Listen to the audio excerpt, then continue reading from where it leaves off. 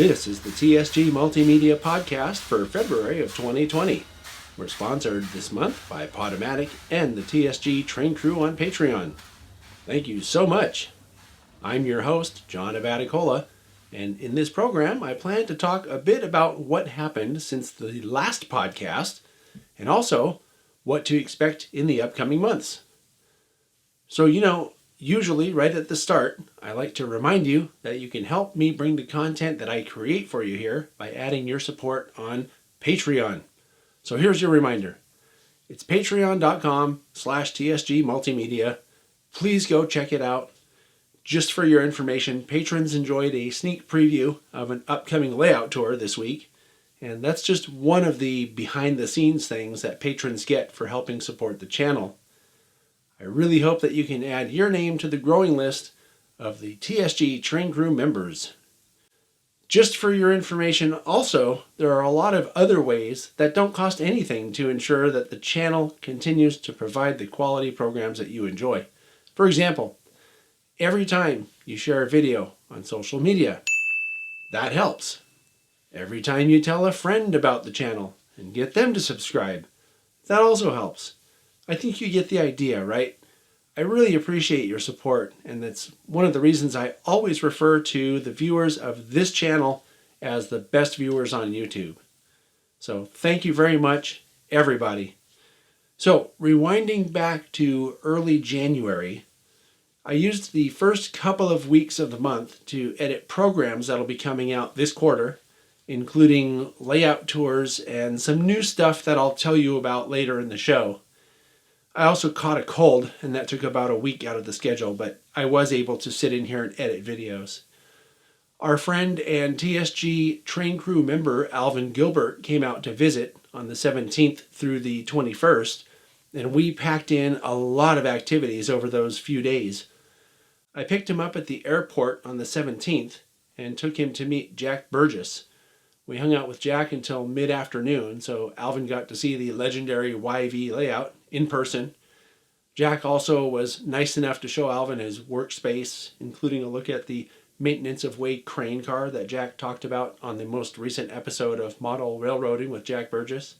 So I want to take a minute to thank Jack here and now for sharing his layout with us and also taking us out to lunch.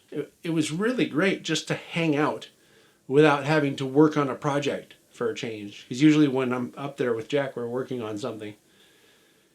We headed over to West San Jose after that to visit the Durlin branch ON3 layout that you've seen here on the channel that belongs to Dave Adams. Dave was also very hospitable, even running helper service for a freight train that he sent up the layout with Alvin in the lead engine. So that was really great to watch. And I can tell you without any doubt that these guys both had a fun time running that train on Dave Adams' Durlin branch. So when we left Dave's place, I called our friend John Wiley so that John and I could share with Alvin what legit pizza looks like here in the Bay Area. So we got to meet John's puppy also, which was pretty cool. He has a yellow lab and she's really cute. She's still very young, so she's white and fuzzy and just really soft. Super nice dog. John and I met Alvin for the first time in 2018 when we were in Salt Lake City for the National N-Scale Enthusiast Convention. I think this was the first time Alvin and John got to hang out since then. The pizza was good too, by the way, and you might even say that the word on the street is that it was official. After the pizza, Alvin and I went to Silicon Valley Lines. It was an off night for SVL, meaning they weren't running operations and there wasn't any kind of a official event like an open house or anything like that going on. But there were about 5 or 6 guys down there working on the layout, on various projects that they had going on. So I was able to show the layout to our honored guest Alvin, and we all chatted for a bit. It was a great time, but I think by then we were really ready to call it a day because it was getting late, I always like visiting SVL. The guys that I know there are always really welcoming and hospitable. So thanks to, Bernard, James, Bill, and everybody who was there. You know who you were. We appreciated the visit. The next day, we went to the SBHRS where Alvin got to run a locomotive that he brought with him from SLC, and I added a couple of my locomotives to it, and he ran it around the layout. I also showed him around the depot and pointed out the interlocking tower. We didn't get to stay too long though, because we had to catch a train up at Roaring Camp at 12:30. That day, fellow train crew member Trevor Park, who works as a fireman at Roaring Camp, was firing the 2-truck Heisler. Our other friend Charlie was the conductor on the train. He's the guy with the vertical boiler live steamer that you saw last year on the live steam up video from the Fern Creek and Western Garden Railroad. After the train ride, we went down to Santa Cruz to see Eric and his new pooch Dusty, the railroad dog. Trevor, Paul, and Eric have been working on rearranging the Fern Creek and Western for the 2020 operating season, and the changes that they're making look really cool. We have some plans to do a new layout tour there later this year, so you'll get to see all the work that they've done pretty soon. Alvin also wanted a Santa Cruz shirt, so we went down to Beach Street for a minute to give him a chance to jump out of the car and grab one. Sunday was the big day, with a trip to Sacramento to the California State Railroad Museum. We met up with TSG train crew member John Dyson at the museum. It's always good to see John, and I hadn't seen him since sometime in 2019. We wrapped up at the museum right around lunchtime, just in time for Gary and Hunter to meet us in Old Town Sacramento for some lunch. Hunter had to leave, but the rest of us went on to Gary's place to check out the progress that he's been making on his HO scale layout. Of course, Alvin ran his locomotive on that layout as well. So Gary's layout is still fairly small, but he incorporates a lot of really cool layout design elements on it.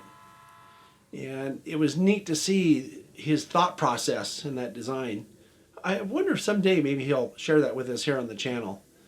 By this time it was starting to get dark, and we still had one more place to go. So we said farewell to Gary and drove south to Dave Stanley's place in Murata.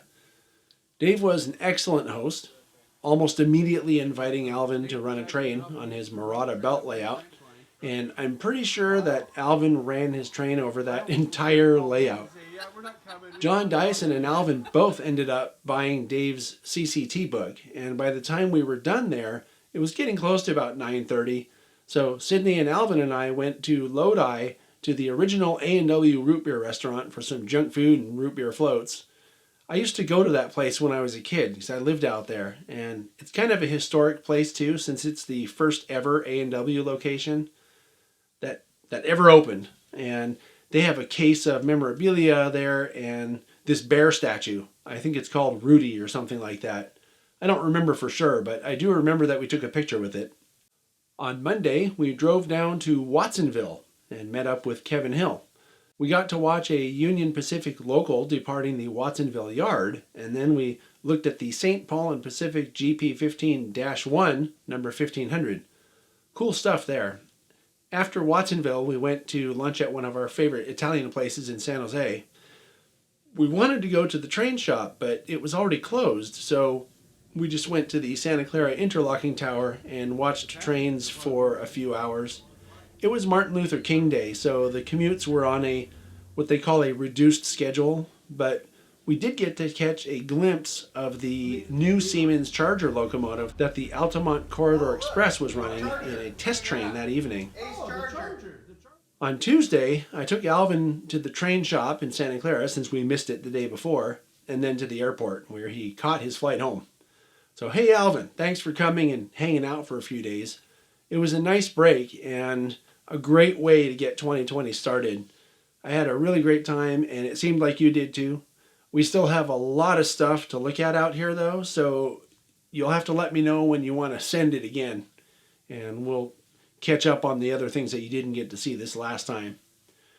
I had an interview scheduled for that afternoon. Michelle Kempema introduced us to a guy named Mike Pannell when Sydney and I went out to Colorado last October. Mike works on historic restoration projects. I wanted to introduce you to him this month because there are 2 programs with him coming out, one this month and one next month. So that way you'll get to know who he is and what he does. So let's go to that interview now.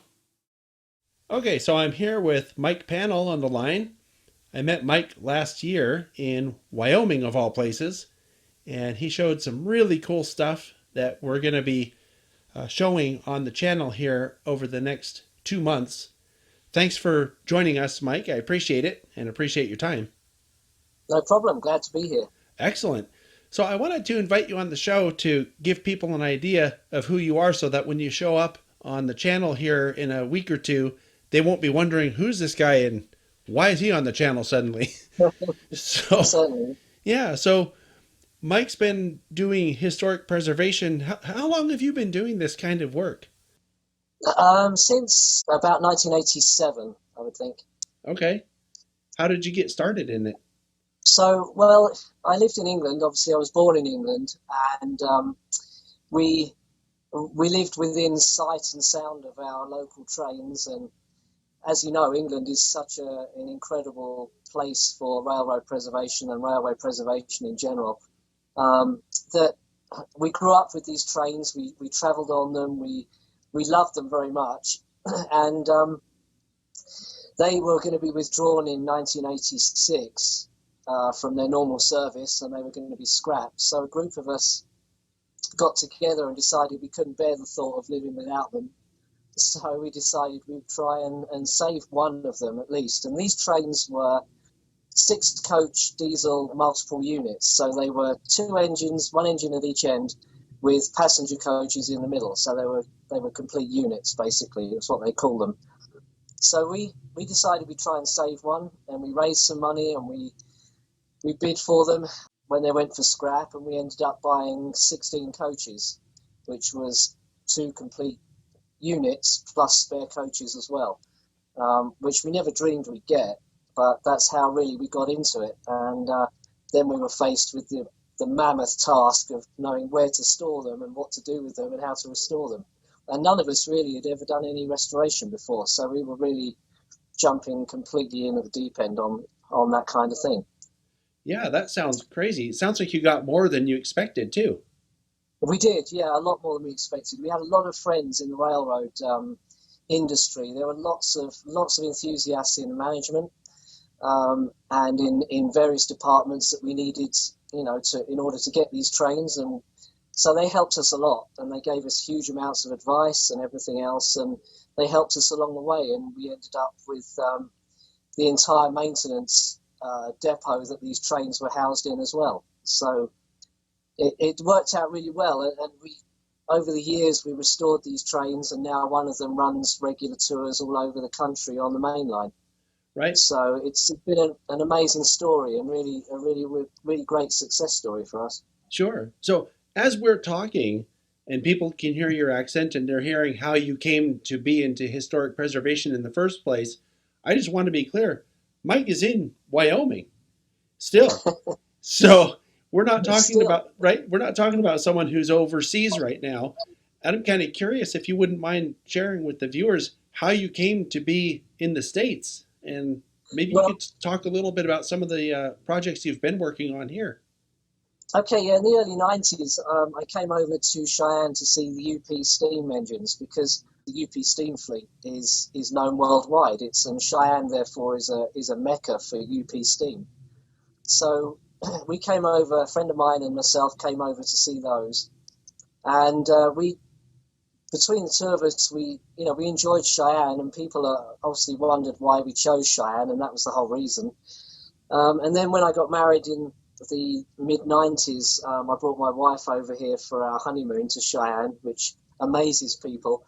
The fact that we're still together having a honeymoon in Cheyenne is quite astonishing, apparently. But we decided to try and settle here because we like the lifestyle and everything else. And so in 2005, we emigrated and came to live first of all, in Arizona for a couple of years, and then in Cheyenne finally. So did you work on preservation projects in Arizona too?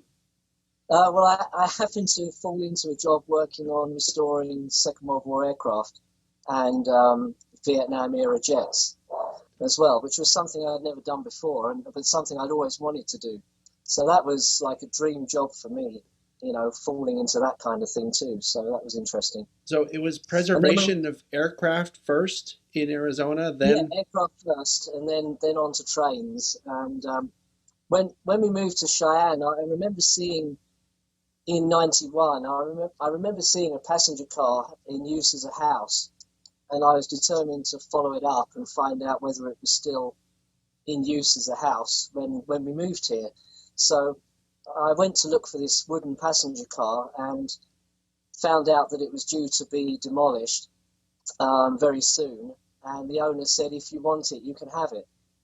And so that was the beginnings of my preservation career, I guess you'd call it, or hobby, if you like, in Cheyenne. Wow, how lucky is that? It was really lucky because the car was an incredibly special car. It was an 1887 Colorado and Southern Pullman car. It was all wood, and I knew from the look of it and from the style of it that we were looking at the 1880s or 1890s, and we ended up with a basically free 1880s Pullman car to restore. So that was where it all began. Now, this is the one that we took a look at on the program that's coming out in March then?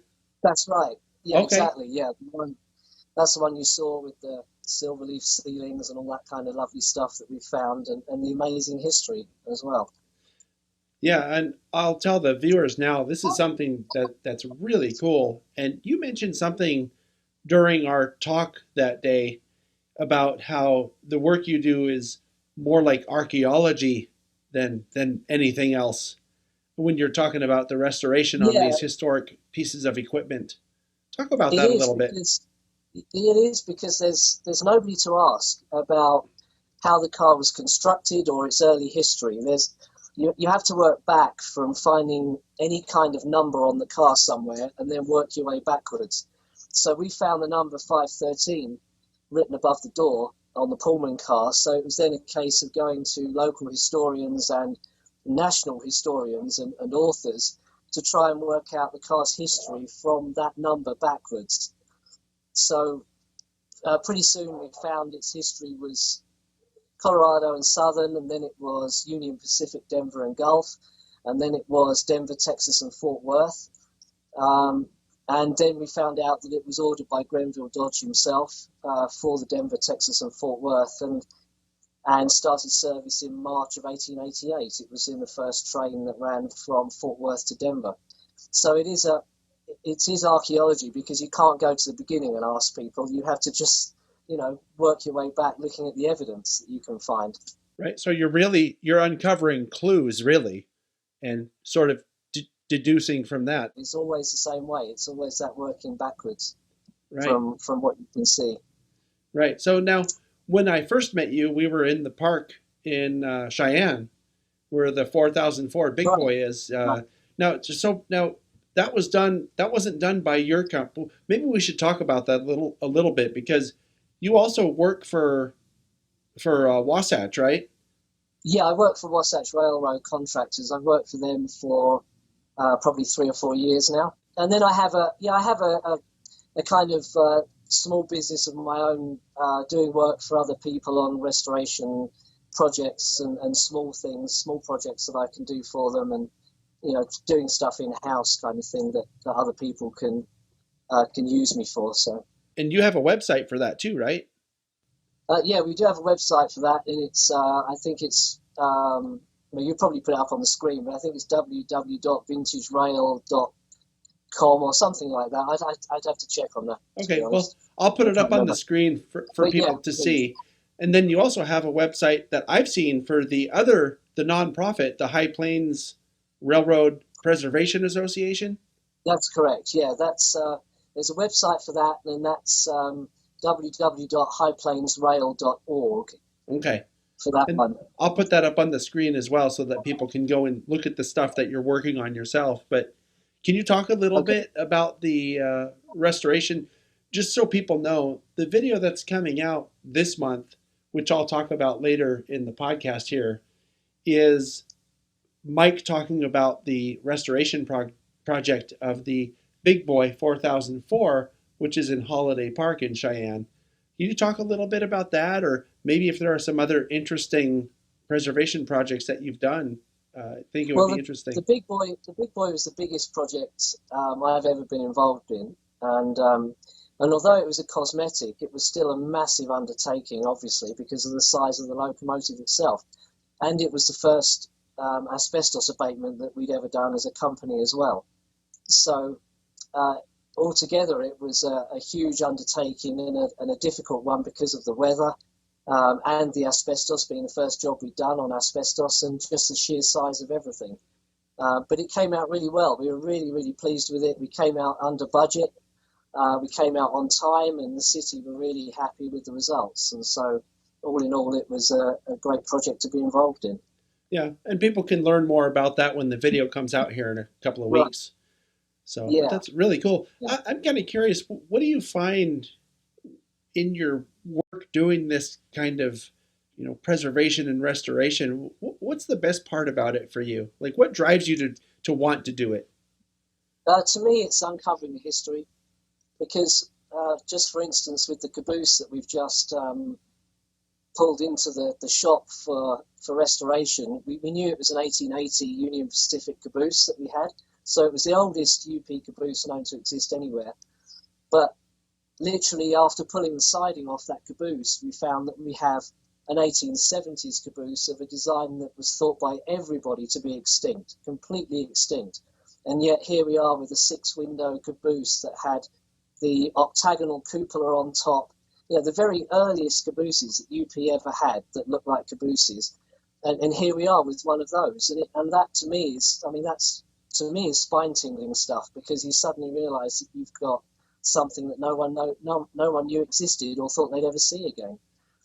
So whether it's more modern history like with Big Boy, or whether it's the really earliest history, it's the uncovering the history that's the main reason I do it, and I love doing that. I could tell when we talked the first time that you get a bit of a thrill because you Oh, talked about. certainly, yeah. Yeah, I don't want to give away any spoil. I mean, it's not like we're talking about the next Star Wars movie here, so I can give away some spoilers. But I got that impression from talking to you the first time when you were describing taking the layers of paint inside that Right. Pullman car and uncovering gold leaf and numbers and all that stuff. I got that sense from you on that. So Yeah, and it's wonderful because it's things you're uncovering, things that nobody in living memory has ever seen. right, Which is archaeology, isn't it? I mean, that is the absolute definition of archaeology. Let's be honest, and I find that just incredible. It's utterly fascinating. Whether it's uncovering layers of paint to find an original color shade, or uncovering something to find original lettering, or embellishments or decoration, whatever it is, it's stuff that people have never seen before in living memory, and that's fascinating to me because you're writing history. Really, you're writing railroad history. sure, yeah, or right, exactly. Because especially if it's something that people haven't seen, there's no one alive to tell you about it. So That's right. That's right, right. Well, with the Union Pacific cabooses, there's an amazing Union Pacific caboose book that was written by James Ehrenberger, um, and and Don Strack as well. And it's an amazing book. It's like a Bible of UP cabooses. But with what I'm finding, we're filling in all sorts of really early pieces of history that aren't in the book. And so here we are in real life, uncovering the history and embellishing the story of these amazing pieces of equipment. so Mike, I'm noticing you have. It looks like quite a collection of models in the room that you're talking to us from. Is it you're a bit of a model foamer there? I am, yes. Yeah, I tend to collect all the kind of toys that I remember as a child. But it goes kind of a bit beyond that. I get a bit carried away with these things. But so I collect English trains, and I collect English kits, and various other kits and bits and pieces like that I just remember as a kid. And most of the kits are unbuilt and they'll never be built. But I love the artwork that toys used to have. When toys were really designed to get children's imaginations going. So I just collect all that kind of stuff to remind me of those good old days, if you like. So it's a little bit of nostalgia involved, huh? Right? Well, that's great. Look, I want to thank you for taking the time out to talk to me today. And also, I really want to thank you for being available when we came to Wyoming because, I tell the story to people now, and when we came, I didn't know that we were going to make a video. I didn't know who you were. I had no clue about any of it. And I really appreciated your willingness to share the projects that you've worked on that people otherwise may have not been able to see. So, Yeah, well, I'm, thank you very much. And on that point, we're willing to show anybody that visits Cheyenne. They're always able to get in touch with us, and we're always willing to show them our workshops and show them Big Boy and all those kind of things. We're always willing to do that. So please, don't feel afraid to ask if you can come and see what we're doing and all these projects. well, what would be the best way for someone if they wanted to somehow get a hold of you to either see? Um, Probably via Facebook or via the really Facebook is probably the best medium, to be honest, or Messenger or RYPN, the group online for railway preservation. That's a good way to contact us as well. Okay. But any of those mediums is good. Okay, The Vintage Rail website is okay too. We could do that. So for Facebook, should they just look for you by name or? Yeah, look for me by name or look for High Plains Railroad Preservation or the Car 57 project. Okay. All of our projects have their own page. Oh, okay. So even if you look up Union Pacific Caboose, you'll find one of our projects, and you can message us via that even. So. Okay, that sounds great. Yeah. Okay, well, that sounds great. I realize you're about to leave tomorrow for a trip to England. Back to England. Back to work on the trains. Oh, is that what you're going for? You're kidding. No, not that reason, but I'm gonna spend a day down there working on the trains again, just for old time's sake, Because it's what you do. Because it's what I do. It's my first love, really, that was. So yeah. Excellent. All right. Well, thanks again for taking the time to talk. You can look up Mike on those various places. I've put them on the screen for you. May talk about them after our interview is done here. And yeah, thank you very much. I'll talk to you soon, okay? Thank you. Yeah, thank you very much. See you soon. And now back to me in the studio. I told Mike off camera at some point that he's the Indiana Jones of railroad preservation. And I think you're going to enjoy the upcoming programs he's in a lot. So we headed back to the California State Railroad Museum on Saturday, the 25th, so that we could live stream a panel discussion from the Sig Meet. So you might recall, I attended the Layout Design and Operations Sig Meet last year so that I could make a video about it. They have this meet once a year and they rotate the venues. It was in Petaluma last year and it was at the California State Railroad Museum this year, and I'm pretty sure they said it's happening in Santa Clara next year. Well, anyway, John Dyson went last year when he was living in Santa Rosa, and since then he's moved to the San Joaquin Valley. So I invited him to go this year as well. So he met us there, and he seemed to enjoy the meet again, which is a good thing. I was surprised when I saw John because he was wearing one of the t-shirts I designed for the TSG Multimedia Teespring store. It's what I call the Pursuit of Trains shirt, and it looks good in green. You can get one by clicking on the products just below the video player if you're watching on a computer. It was kind of weird to go to the Railroad Museum twice in less than a week, and also to see John in the same week as well. When the event was over, John went home, and then Sydney and I met Gary for dinner, and then went to the Sacramento Model Railroad Historical Society's layouts there in town. They were open for the Sig Meet, having an open house, and actually many of the local layouts were. It's part of the Sig Meet event, is that a lot of layouts open up so that the members attending the Sig Meet can go and take a look at layouts in the area.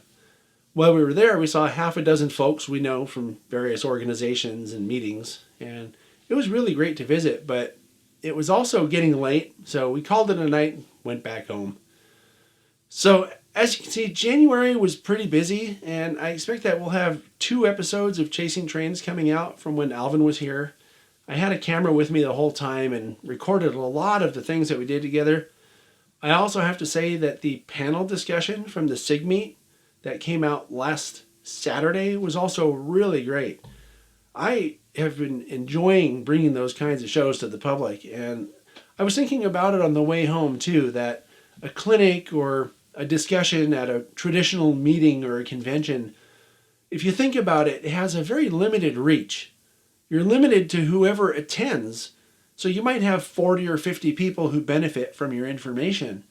But by putting programs like that on YouTube, we're expanding the reach exponentially.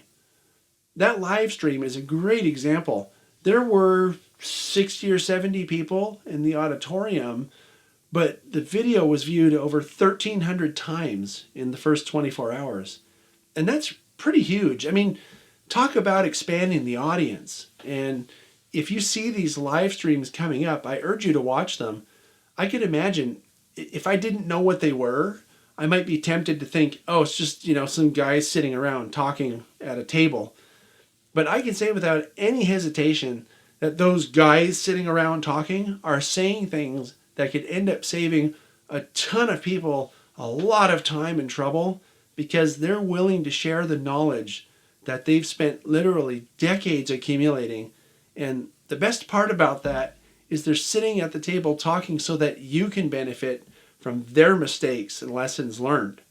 So you really have to appreciate that. I know I do.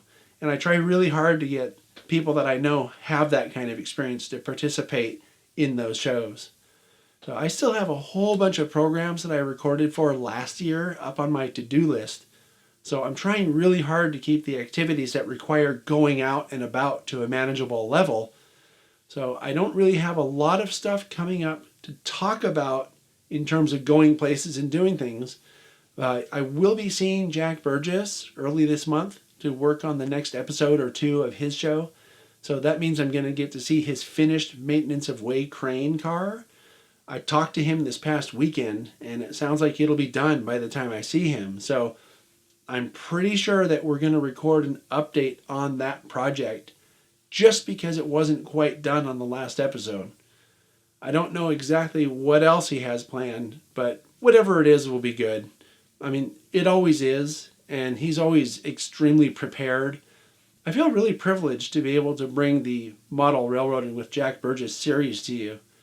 I think that his experience and his knowledge are both a treasure trove for anyone interested in the hobby of model railroading, just like the guy sitting at the table.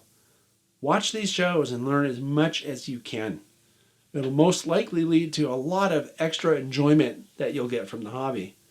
And who knows, you might even learn something important about other stuff as well. Just saying. And now for this month's YouTube program schedule. On the 5th, we have an interview with Dan Lieberman of Caltrain.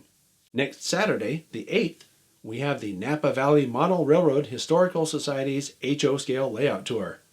This is a program about an organization that has been around for literally decades, preserving local history and providing the public a great place to come learn about where they live.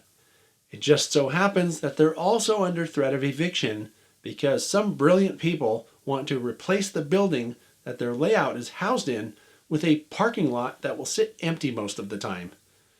I think it's an outrageous situation, but the layout tour is really good. It's like one part layout tour and one part operations, because the layout tour incorporates a strong element of track warrant ops. So you won't want to miss that one. On the 12th, our interview is a talk with Daylight Dave Houston. On the 15th, it's the first episode of Railroad Preservation with Mike Pannell. In this program, Mike shows us the Union Pacific Big Boy, number 4004, that's on display in Holiday Park in Cheyenne, Wyoming. I can't wait to share this one with you, and I hope you like it as much as I do. On the 19th, it's an interview with Pele Soeborg. On the 22nd, we have Model Railroading with Jack Burgess. Like I said a minute ago, this episode is going to have an update on that crane car. That alone will make it worth watching. On Sunday the 23rd, it's the TSG Live Crew Lounge.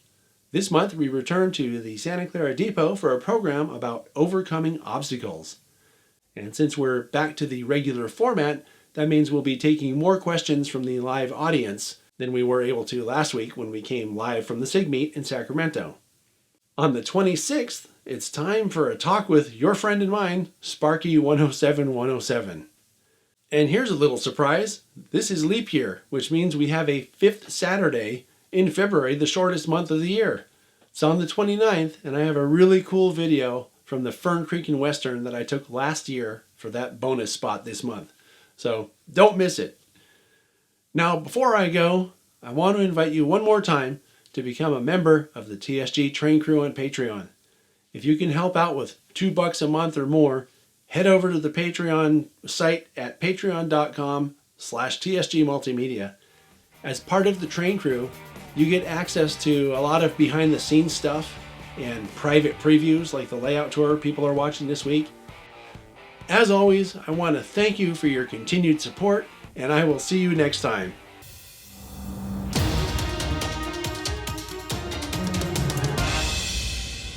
So hey, something kind of cool happened. I was sitting here last night editing the podcast that you just finished watching when I got a phone call on my cell phone from my friend Kevin, and he says, hey, they're running a rail grinder out of Watsonville tonight. Do you want to come watch it? So I was already kind of tired from working on the podcast all day, but I was basically done with it. So I thought, why not? I've never seen a rail grinder before. So I drove out there last night, and I figured I'd share it with you here today because it's something that happened in January, albeit at the last minute. But it was so cool, I wanted to share it, and you'll see why when you see the footage. So let's take a look.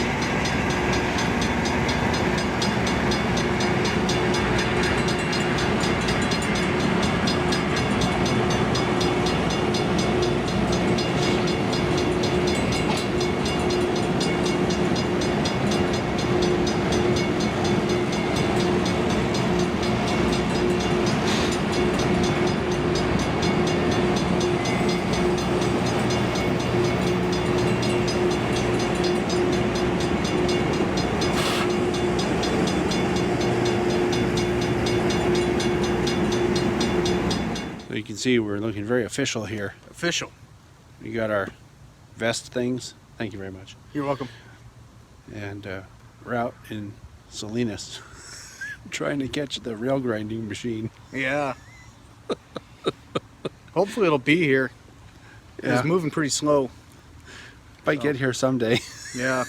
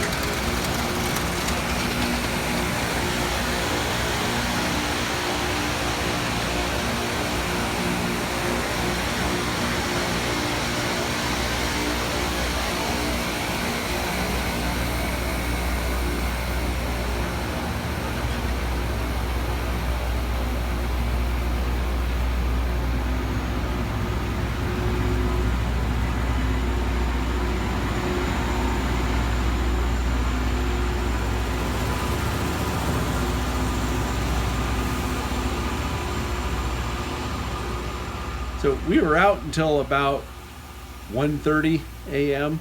and then consider the drive back from Watsonville. That's another 45, 50 minutes. So I was up late last night, but I think it was worth it. Up until last night, I had never seen a rail grinder in action. I think they run these things mostly at night around here because we don't have a lot of rail traffic at night on the coastline. And that was the best time to see it because the spark show is really what you're after when you see these things, and at night you can see it really well. So I just wanted to share that with you as a last minute addendum to the podcast, and I hope you enjoy it. I think it was really a cool experience. I'll probably end up putting something out that's kind of a standalone feature just on that chase sometime in the near future. So hope you enjoyed it. I'll see you next time.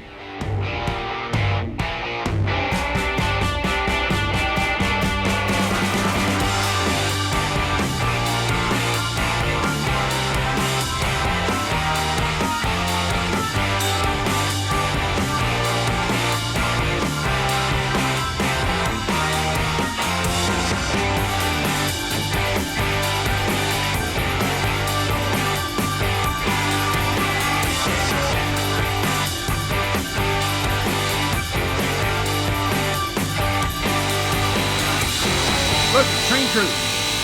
TSG train crew on the train. It's so warm in here. Oh, it's nice in here.